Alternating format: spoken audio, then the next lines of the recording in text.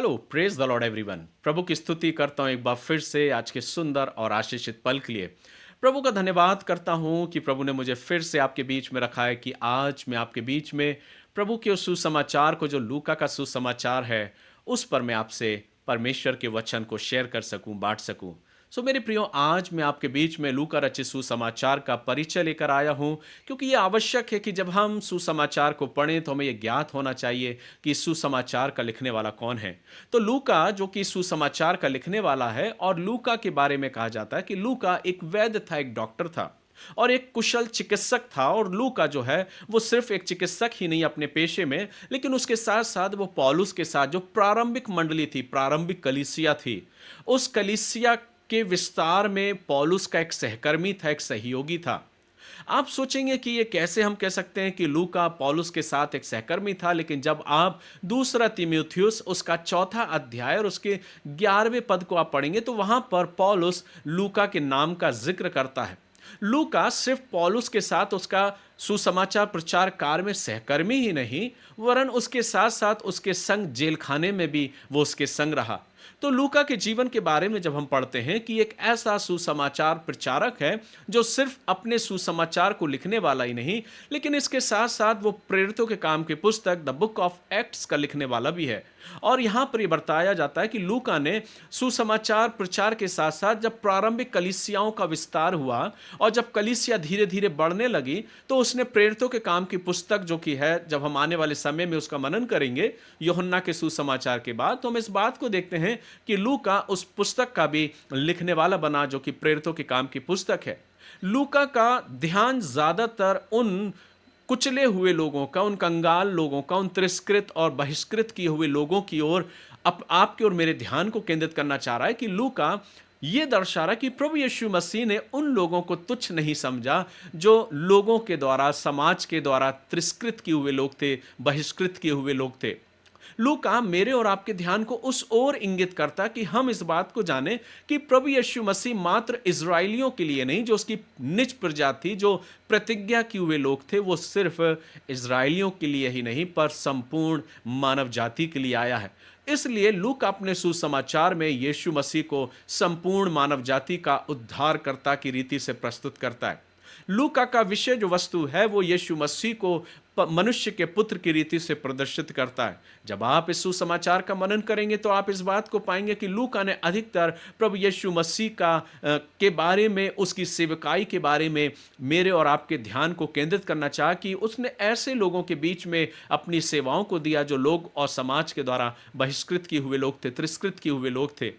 लूका जब इस सुसमाचार को लिखता है तो वो ये भी बखान करता है कि प्रभु यीशु मसीह मेरा और आपका उद्धार करता, और मुझे अपने जीवन में उसे जानने और जांचने की आवश्यकता कि मैं आज अपने आप को जांचूं कि क्या मैं उसे एक उद्धारकर्ता करके स्वीकार कर रहा हूं या नहीं। मेरे प्रियो, मैं लूका के संपूर्ण अध्यायों का तकरीबन 24 चैप्टर इसमें हमको देखने को मिलते हैं। मैं संपूर्ण अध्यायों का आपके बीच में मनन नहीं करूंगा, चूंकि लगातार मैं मत्ती, मरकुस और अब लूका का सुसमाचार आपके बीच में मनन के लिए रखने जा रहा हूं, लेकिन मैं संपूर्ण 24 चैप्टर का मनन आपके बीच में नहीं रखूंगा, क्योंकि उसके पीछे ये कारण है कि अधिकतर जो कुछ हमने मत्ती में पढ़ा है वो हमको मरकुस में देखने को मिलता है, जो मरकुस में पढ़ा है वो मत्ती के सुसमाचार में हमको देखने को मिलता है, और जो हम मत्ती और मरकुस में पढ़े वो हमें लूका के सुसमाचार में भी देखने को मिलता है। तो अगर एक अर्थों में इस बात को कहा जाए तो ये तीनों सुसमाचार सहदर्शी सुसमाचार कहे जाते हैं।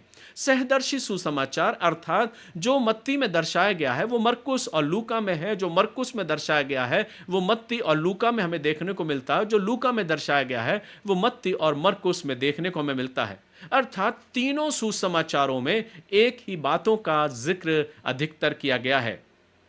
लेकिन कुछ अर्थों में लूका जो है वो अपने सुसमाचार को मत्ती और मरकुस से थोड़ा सा भिन्न करता है और अपने सुसमाचार में कुछ बातों को बयां करता है। वे कौन सी बातें हैं जो लूका अपने सुसमाचार में बयां करता है, जिसका वर्णन हमें यह देखने को मिलता है कि ज्यादातर जो मत्ती और मरकुस ने जिसका बयान नहीं किया, लेकिन लूका करता है। और वो कौन सी बातें जो अपने सुसमाचार में लिखता है? पहली चीज, यीशु के जन्म पर स्वर्गदूतों का गान। जब यीशु मसीह का जन्म हुआ तो स्वर्गदूतों दूतों के गान के बारे में, चरवाहों का यीशु को देखने जाना, यरूशलेम के मंदिर में बालक यीशु का जाना, दयालु सामरी और उड़ाऊ पुत्र के दृष्टांत आदि इसी सुसमाचार में हमको देखने को मिलते हैं। लूका जो कि पेशे से एक डॉक्टर था और एक कुशल चिकित्सक था, जिसका वर्णन हमें अगर हम पढ़ेंगे पत्रियों में तो हमें देखने को मिलता है कि जब हम कुलुसियों उसके चौथे अध्याय के 14वें पद को पढ़ते हैं तो वहां पर पौलुस लूका का जो एक वैद्य है उसको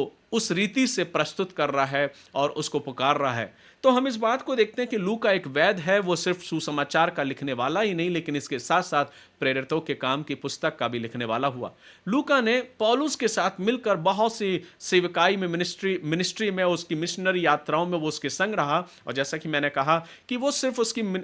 उस मिनिस्ट्री में उस मिशनरी सेवकाई में ही नहीं और उन यात्राओं में ही नहीं लेकिन यात्रा के साथ साथ जेल खाने में भी लूका जो है वो पौलुस के संग रहा है, जिसका वर्णन मैंने आपके बीच में भी रखा है कि जब हम दूसरा तीमुथियुस चौथा अध्याय 11वें पद को पढ़ते हैं तो वहां पे लूका और मरकुस का जिक्र भी हमें देखने को मिलता है। जब आप इस सुसमाचार को पढ़ेंगे तो हम इस बात को देखते हैं कि लूका जो है वो अधिकतर प्रभु यीशु मसीह के द्वारा प्रार्थना के बारे में, पवित्र आत्मा के बारे में और अधिकतर जो महिलाओं के प्रति जो उसकी सेवकाई है और विशेष उन लोगों के प्रति जो गुनहगार थे, पापी थे, उनके बारे में लूका अपने सुसमाचार में बयां करता है। जब लूका के सुसमाचार को आप पढ़ेंगे तो आप इस बात को पाएंगे कि लूका प्रभु यीशु मसीह के एक ऐसे हृदय को प्रस्तुत कर रहा है, एक ऐसे दिल को प्रस्तुत कर रहा है जो एक करुणामय हृदय है, एक दया से भरा हुआ हृदय है। और लूका इस बात को अपने सुसमाचार में लिखता है कि जब हम इस सुसमाचार का मनन करते हैं, जब हम इस सुसमाचार को देखते हैं तो हम इस बात को जाने कि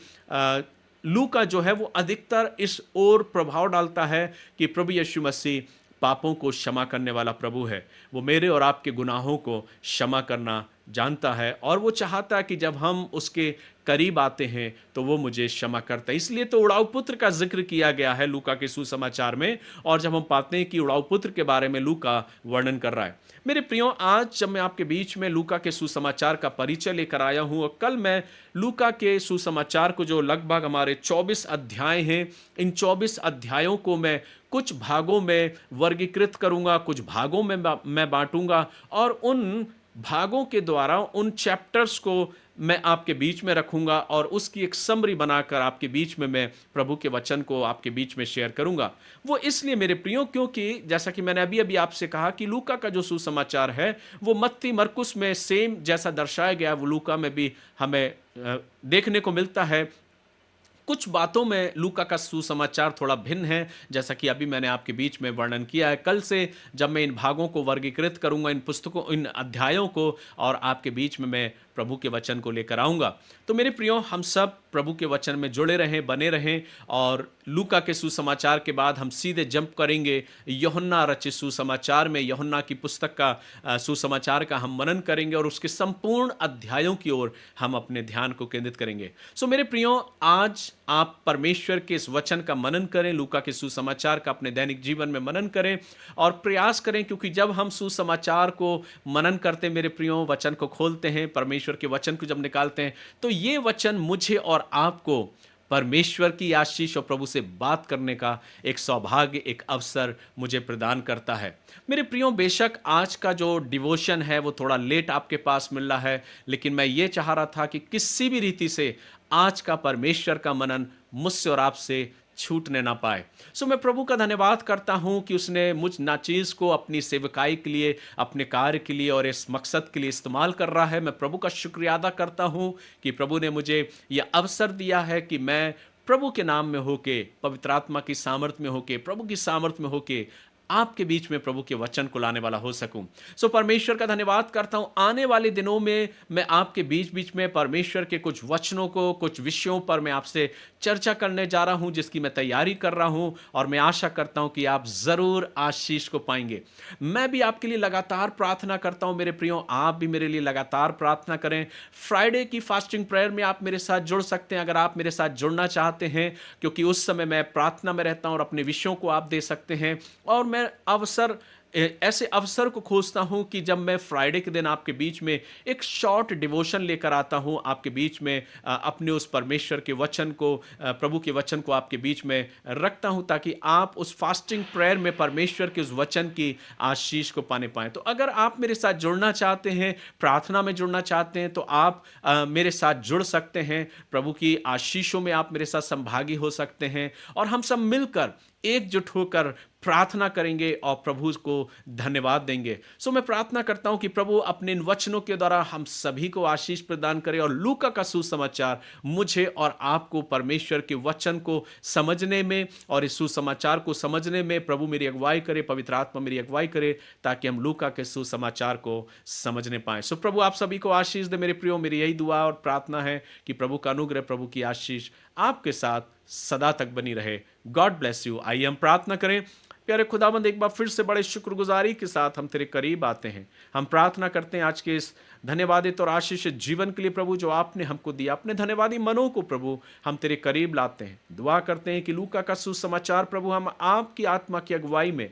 समझने पाए प्रभु, मनुष्य के ज्ञान के आधार पर नहीं पिता, पर हम आपकी आत्मा की अगुवाई में आपके इस वचन को सीखना चाहते हैं, मनन करना चाहते हैं और इसके अनुसार अपने जीवन को व्यतीत करना चाहते हैं। प्रभु आपकी अपार आशीषें विशेषकर हमारे हर एक प्रिय भाई बहनों पर, बच्चों पर, परिवार और बुजुर्गों पर बहुत अधिकाई की हो, ऐसी मेरी प्रार्थना है। हर एक को अपने अनुग्रह, अपनी आशीषों से परिपूर्ण करें। आगे के समय को, आगे के वक्त को प्रभु और आगे के हर एक मनन को हम तेरे ही सामर्थी बलवंत हाथों में देते हुए दुआ खुदावंद यीशु मसीह के नाम से मांगते हैं, आमीन। अब हमारे प्रभु यीशु मसीह का अनुग्रह, परमेश्वर पिता का प्रेम, पवित्र आत्मा की संगति, सहभागिता और उसकी आशीषें आप सभी के साथ अब से लेके युगानुयुग तक होती रहे, परमेश्वर पिता, पुत्र और पवित्र आत्मा के द्वारा, आमीन। सो गॉड ब्लेस यू। प्रभु आप सभी को आशीष दे। आशा करता हूं कि आज का दिन आप सभी के लिए प्रभु के अनुग्रह, आशीष और उन्माद से भरा हो, यही मेरी प्रार्थना है। आप भी मेरे लिए लगातार प्रार्थना करते रहें कि प्रभु की आत्मा की अगुवाई में होके,